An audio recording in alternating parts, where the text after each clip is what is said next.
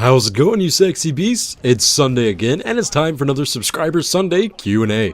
Last week's episode started off pretty strong, and I wanted to continue this series of badassery.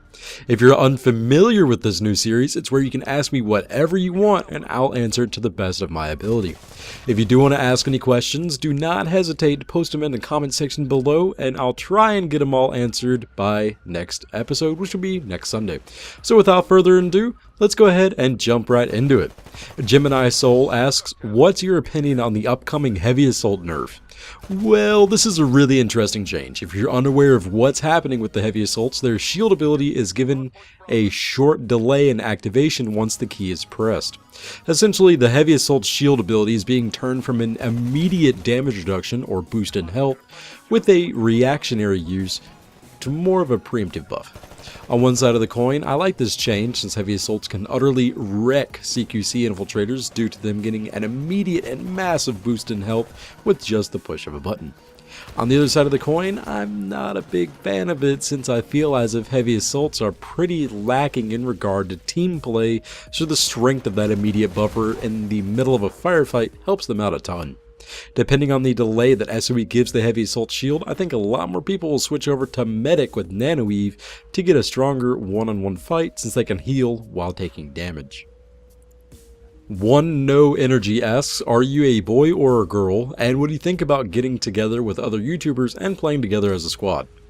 Well, I'm not entirely sure on the former. For the latter though, I think that'd be a fun as hell idea.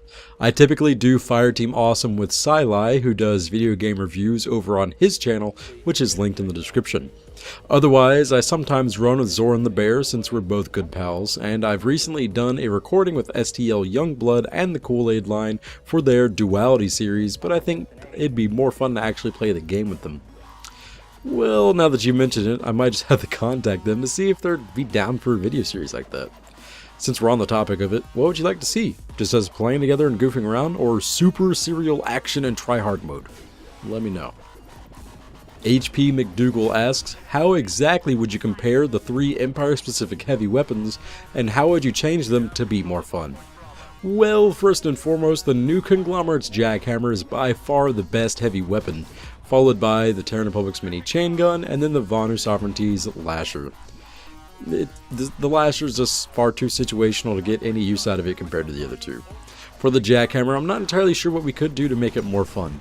It's a shotgun, which is a big surprise to the new Conglomerate. I think it'd be fun if the burst fire mode of it was removed, but they gave it a massive accuracy increase while aiming down the sights. So it could be a semi-automatic shotgun from the hip and a tight spread slug while aiming, just to give it slightly more versatility. For the Terran Republic, we've got to drop the maximum damage from 143 to 112 with a minimum damage of 100, but increase its maximum rate of fire to 1,030 rounds per minute. Also, give it a freaking underslung model. The current model is absolutely terrible. There's not even a stock on it, so you're just destroying your wrist with the 800 rounds per minute rate of fire on the thing. Anyway, those changes would make it slightly better at close quarters with its reduced time to kill, and make it more of a suppression weapon with a lower damage per bullet. As for the Lasher, I think the only way we can make this weapon more fun to use is to give it less direct impact damage and more splash damage, then give the weapon some massive bullet drop. May sound like a terrible idea, but making the Lasher more of an arcing grenade launcher would make it so much more fun to use than it currently is. Sykes asks, why don't you run restoration kits, and you only have one Titanfall video? Will you be bringing more of it to the channel anytime soon? Well, to answer about the restoration kits, they've been pretty terrible since the start of the game. Originally, I had used them since the certification cost was cheaper than medical kits, and this was also when I was a derp and didn't know which one was which. But as time has gone on, I've found them to be useful in only one situation: popping the restoration kit with a resist heavy shield with nanoweave armor and running into a room to clear it out. Every other situation, the medical kits are far superior as it's an instant full heal. If there's any server lag going on in any way, shape, or form, the restoration kits will not heal you fully.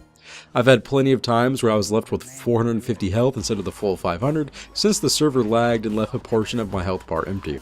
May seem small, but that's the difference between 1 or 0 bullet kills. I've never run into that problem with medical kits either. As for Titanfall, I played it for 12 hours straight the day it was released and hit the level cap of 50. There's no progression, there's nothing to work for, there's no depth in character classes or weapons or attachments or anything like that, so it just got boring real quick. I mean, it is fun to sit and play a couple of matches once a week, but nothing you can devote your time with like in Planetside. Yeah, not really worth $60 either. I may do more videos for it, but for right now, I'm just kind of tired of the game. Robin Hood asks, do you think we should be able to fly between Auraxis and its moons, or between the continents, or be able to fly, drive, or walk into a portal or something? Well, I think the humans are stuck on Auraxis, and we are grounded here. The Terran, Conglomerate, and Vanu all came from Earth, and you can even see Earth in-game when it's aligned in the sky. If we had the ability to get off surface, then I'm sure plenty of us would return home. As for moving between continents, we'll soon be able to do so with the Continental Lattice Links. This will tie together home continents for each faction, say NC own Esamir, TR own Endar, and VS own Amrish, and Hassan will be the center of conflict. Between each linked continent will be a battle island which will act as a bridge for soldiers to move to hostile-owned continents. Check out the roadmap for more information, as this picture is kinda confusing at first. Otherwise, this would be pretty awesome to finally see in game, so we don't just click a button and go, hey, I'm now in Amrish, and I was just on Esamir a second ago. There's actually going to be lanes of contingency between continents, and just, it'll give the game a much more massive feel. Miroslav asks, do you think there is a way to stop spawn camping, or camping in general, or it just belongs in the game and can't be changed or reduced? Well, Planetside 2 has a very unique concept with it, in that it allows hundreds of players to be in one area at a given time. Kinda hard to balance that. Couple that with a terrible base layout, spawn camping will happen. Currently, once a base is lost, it's typically a 5-minute wait for the attackers to secure the base, and all the people defending will give up and just chill out in their spawn rooms, or the more intelligent ones will instant action elsewhere. With the amount of vehicle spam involved in taking over bases, there's seemingly no way to stop spawn camps once a base has been secured by an attacking force. Unless SOE does some voodoo magic and makes unique bases instead of copy-pasting assets together like they're making a game in Halo's Forge mode, then we might see a lessening or complete removal of spawn camping. Until then, it's just a dream. OhhRare asks, is there a specific streaming schedule for Twitch, or is it just randomly? Well, it's kind of random right now. If you're watching this video the moment it goes live, then I'm currently streaming The Elder Scrolls Online over at my Twitch channel, which is linked in the description below. Until I can get a larger subscriber base on YouTube and Twitch, it's going to stay sporadic. Remember to keep an eye on my Twitter and Facebook pages to see when I go live, or do special events too. Lastly, ONB, Ragdoll Ralph, Double Kill Gaming, and Purple Pure Epic wants to see my face. Well, right now it's ugly as hell since I haven't gotten my hair cut in a while. Next Q&A episode, I'll show my face for you guys when it's all prettied up. And that's all I got for you, sexy beasts, in this week's Subscriber Sunday Q&A. Hopefully you guys are liking the series so far, and if you are, please let me know in the comment section below. Are you pissed at how it's presented, or want something changed? Let me know that too. If you have a question you want answered in next week's episode, go ahead and ask it. No limitations. I think I might regret that. Anyway, I hope you all had an amazing weekend, and hope you have an even better Monday and its following week.